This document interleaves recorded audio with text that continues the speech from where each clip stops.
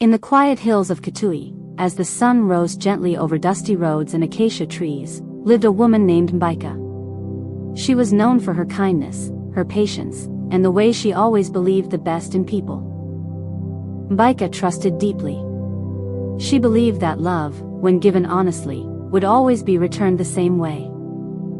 When she met Daniel, she thought her prayers had been answered. He spoke gently, promised loyalty, and said God had brought them together.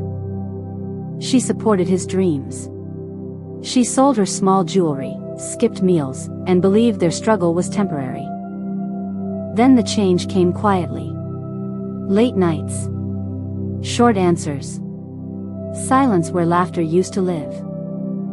One evening, truth knocked without mercy. Daniel had taken her savings, and given his heart to another woman. Mbaika felt her world collapse. Not just from loss, but from betrayal by the one she trusted most. That night, she whispered through tears, "God, why me?" The heavens felt silent. Yet even in silence, something unseen remained. God had not left, though she could not feel him yet. This betrayal was not her ending.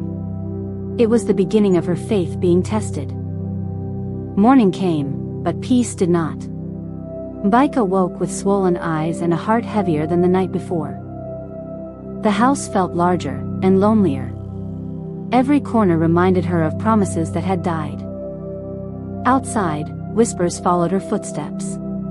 In Kitui, news travels faster than healing.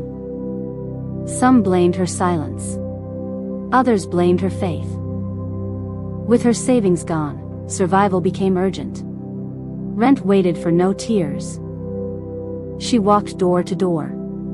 Some doors stayed shut longer than others. Even friends grew distant. Pain has a way of making people uncomfortable. One afternoon, exhaustion won. Mbaika sat beneath an acacia tree and cried freely for the first time. Then something unexpected happened. An elderly woman passed by, and sat beside her without asking questions. The woman whispered, "My child, God is closest when life is breaking." Those words stayed. That night, Mbaika opened her Bible, but could not read. Her faith trembled, but it did not leave. She did not understand God's plan. But she chose not to walk away. What she didn't know yet was that God was already rebuilding what betrayal destroyed. In the dry morning air of Kitui, Mbaika rose before sunrise. Her pain was still present, but her spirit was no longer defeated. She swept the compound slowly. Not because life was easy, but because discipline gave her strength. Her prayers changed. She stopped asking, "Why?" and started saying, "Help me endure."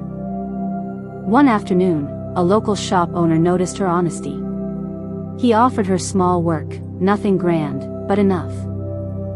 Mbaika worked faithfully. She arrived early, and left grateful. Slowly, her confidence returned. Not because life improved, but because she did.